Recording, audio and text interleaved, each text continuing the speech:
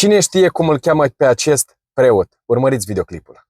Ispitele sunt ca un toiag și ca o vargă, nu sunt întâmplătoare, dar ele îi îndreaptă pe cei drepți, pe cei care caută să fie în voia lui Dumnezeu, pe cei care caută să revină în voia lui Dumnezeu, în intimitatea lui Dumnezeu. Iar pe cei răi îi lasă în poftele lor. Când ne mirăm de multe ori, cum de acela care n-are nicio treabă cu biserica, cu Dumnezeu, face atâtea păcate, îi merge atât de bine. Și financiar, și social, și profesional, și sănătatea este în formă.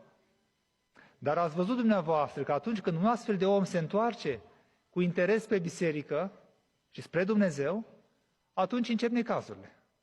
Începe să se îmbolnăvească, începe să fie bajocorit, ispitit, prigonit, să nu-i mai meargă afacerile, și toate celelalte necazuri pe care le spunem noi că sunt necazuri, dar de fapt sunt moduri prin care Dumnezeu îngăduie să ne dezlipim de atașamentele pătimașe față de lumea aceasta.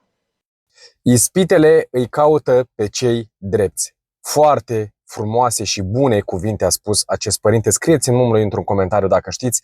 Vedeți că de foarte multe ori și eu m-am mirat și cu siguranță foarte mulți se vor regăsi în acest videoclip de ce necazurile vin peste oamenii drepți, peste oamenii ok, care muncesc, că își văd de treaba lor, sunt credincioși, merg la biserică, se împărtășesc, se spovedesc și cei răi nu au nicio treabă, domnule, jumătate de viață sau chiar toată viața. Dar vedeți, când cei răi se întorc la credință, pentru că se zice că toți se vor întoarce la credință, indiferent de câtă putere ai tu, câți bani, cât de rău, cât de bun, până în ultima secundă a vieții, fiecare om se va întoarce la bunul Dumnezeu. Și atunci când te întorci, spui că de ce a dat boala aia, de ce îți este rău, ce s-a întâmplat asupra familiei tale sau asupra ta sau de ce ai pățit tu chestia asta.